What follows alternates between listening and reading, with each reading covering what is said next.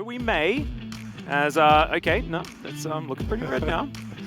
No, still no. I knew these four. And, yeah. This was understandable. We still do have the fan predictions, and we'll see if there are any at home that did have 10.5% with some faith in DRX. Our second of the playoffs. T1 looking so dominant after their victory over Harmolife Esports. It was not close at all. This is a team that has experimented a lot, but it seems like when push comes to shove, they throw in all of their veterans and probably one of the best young players to debut over the last couple of years in Keria. And you get to an 88.9% win rate over 9 games, which I'm just going to go out on a limb and say ain't bad. I mean, I don't know if I'd call it ain't bad, okay? it's pretty good. Jokes aside, the problem that T1 was facing in the middle and the beginning of the split was that they looked very strong in terms of laning, but then the actual winning was a big problem. Whereas the second half of the split, the laning is still there, but now the winning is also there, and it's the amount of pressure that these players are able to generate while simultaneously finding kills in lanes where you're not supposed to. This is a Tom Kench Senna bot lane. You're not allowed to get double kills, and there's a reason why Keria kept getting play of the games on Kench of all characters. Twice throughout the season. Of course, he was one of the first to debut it as well, or re-debut, I guess, because of course, if you with long memories at home, you remember the days of way too much Tahm Kench. But this bottom lane has just been exceptional. I think, you know, King of Spring is absolutely the title that Teddy deserves.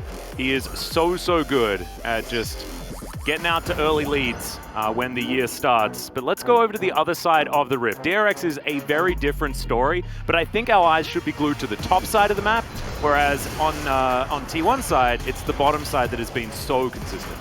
And for DRX, it's about a return to form. You see here, it's so clear, right? We can tell you, DRX, they looked good, now they didn't, but nothing tells you that, like the win-loss that we see here, 6-3 in the initial round, they wouldn't even be here if it wasn't for that incredibly dominant initial place. and this guy right here. Yeah, and you gotta love him. Regardless of whether you think that it's going to be a solid performance here from DRX, whether they can actually regain their form and get back to the team that we all really loved seeing, even though you and I had very differing opinions on how good they actually were.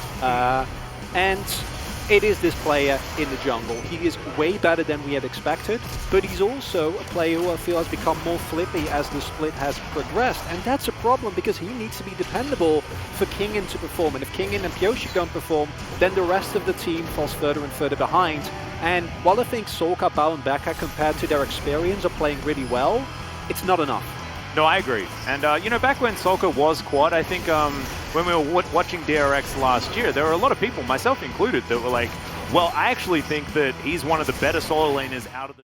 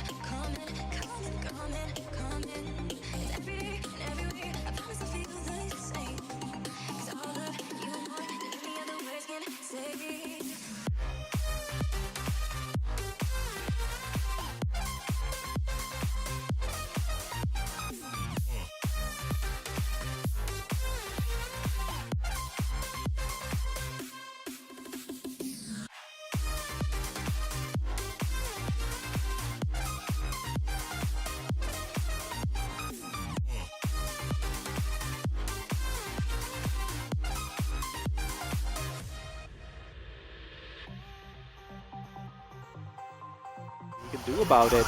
Yeah. Ooh, Faker taking a lot of damage here. Solka lights him on fire. As now, possibly waiting for Solka. Stun going to come in. Pyosik going to answer though. Devastating charge, pushes him back, but They need to be respectful. Again, DRX are the ones that need to play it slow, that need to avoid and engage. Yep, this is aggressive. Carrier has the Eclipse, though. He's soaking so much damage as Teddy gets exhausted in the end. Cuz going to get that smite off for the extra heal. Does have flash, so he's not going to die. However, does still have to get out of the pit. As you can see, Canna still on the top side. No teleport. Like T1 are just chilling. Faker going to avoid the bubble and is able to put on a lot of damage here. Had flash. How that turned out. Indeed. Well, Cuz is going to try and make it a little bit more difficult here for DRX as Kingan's going to get bullied out of the way. This is all of that extra money, Chronicler. Get early leads. Just need to play the mid game well. There's the flash out, but still the Terrify is going to land onto Faker. Teleport comes on in as Solka in a bit of trouble, has to flash out. But very backline dive oriented Faker. Yep, in goes Pyosik, wasting no time at all, but now they're looking to try and turn this one around. Solka finds the paddle star out of nowhere. Cuz still looking for it. Remember, this tower is not there. He has flash available. Solka not so lucky, but Cuz doesn't want to press that flash button because it gives one potentially to the Zoe. Cuz now as well looking for Becca, who comes on in. But the more gold you give over to Solka, the harder that is going to be. Oh, Pyyosik's in trouble here. Meganar comes out and the horse smashed against the wall. Take the boulder to the face. Stealing away the jungle from the horse, and Pyosik, he does this sometimes just a little bit overly aggressive in his position. He knew that they were killing his inner turret. Or lack of scaling rather was kind of going to kick in. Oh my, no way. Are we really doing this? Is this really happening? Okay, no, it's given away. DRX in the area. This is ballsy from T1, yeah. Down to about half health on the Baron. T1 desperately wanting to get DRX over to this area. They are going to get their wish. Is DRX wanting to try and layer some of this smoke. This Baron down to about 3,000 and T1. Of course, they don't want to flip. As Pyosik going to take a bit of damage from the Baron. Now it's the blue buff being delivered over to Faker. Slow comes in. There's the Zenith Blade as Teddy comes on over. Can they lock him down? The flash forward Teddy, so aggressive as the horse will fall. Carrier taking a fair bit of damage as the Chaos Storm getting hyper value in the backline. It's not a flip anymore though because there's no smite available on DRX's side. However, this is a poke composition. It wants their way, and with the fact that it's 4-2 in turrets, this lead is basically not real. As Kingan going to find a few friends. Pyosik also going to get rid of Teddy immediately after the Killer Instinct. A lot of CC, takes about 4 turret shots, and Teddy will be taken down. The Jace is going to be traded, but now Cuz running into the enemy base. Deep play didn't quite work out. T1 though, still going to contest his Baron. Yep, 3 versus 4 right now, 6,000 health on the Baron. Canna wanting to get that Narbar charge. Remember, this is exactly what Faker wants. This is precisely the position a Victor is in love with, as Becca has to get out of there. Pyosik as well is almost dead. Kerry is going to be traded for as Canna gets to the Meganar in the nick of time.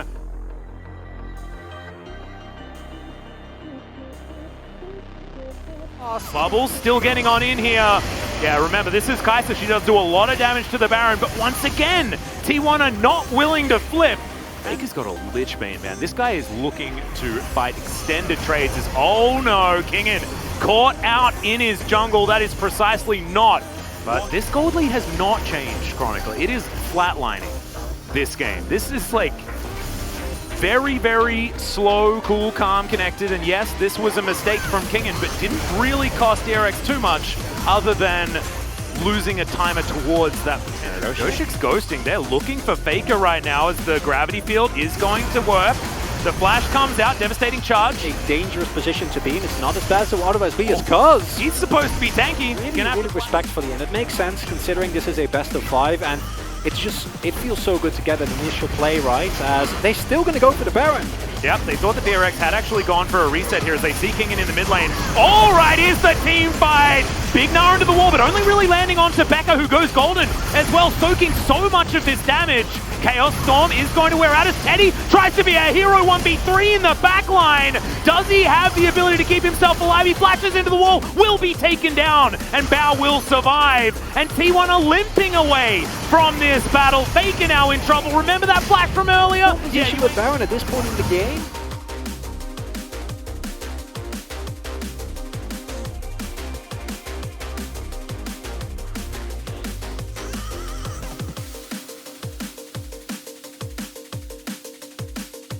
Cuz over to the side, Bubble will connect. Base gate going to be there, but still gonna get chunked. Solka does so much damage.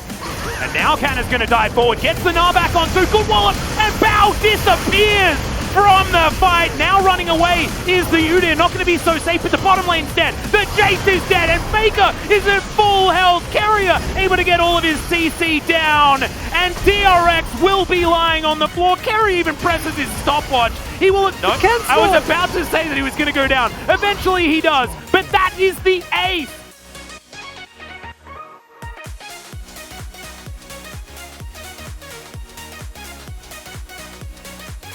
Might have actually been fine, but the key thing here is how do you get on top of Bao, because his damage is obscene at this point in time. They get a little greedy in trying to farm damage for Cuz, and it's Canna on the Gnar of all picks that finds the lockdown range as well. Damn, that could have looked really silly, but instead, that's probably the game-winning play if T1 walk away with game 1. I agree, 100%, because that right there is the answer to a question that is really hard for T1, which is how do you deal with Ezreal? Sure, Zoe and Jace. Well, Super Minions are pushing down the top side. We've got a teleport in from Canna. This is very far away from this Baron that is being burst down extraordinarily quickly. Cuz wanted to get in there and make it a 50-50. Voidseeker goes wide. The Baron very low, and now Pyosik looking for the turn. Teddy avoids him completely. Devastating charge onto Faker. Teddy just going to play it defensively. I love it from this guy. His carrier will be taken down, but another flash Gnar from Canna, and he says no. We are winning game 1. Faker goes golden. That's the ace. Quadra kill for Teddy, and that is going to be game. In the very end, T1 finds the flank, finds the fight that they were looking for. The kite back on that final fight was beautiful, because you saw DRX, they thought they had the opening. Canna was nowhere to be seen. He was charging up his Mega Bar on the Krugs, but still, they weren't fast enough, and that is the one downside of the DRX comp. Actually,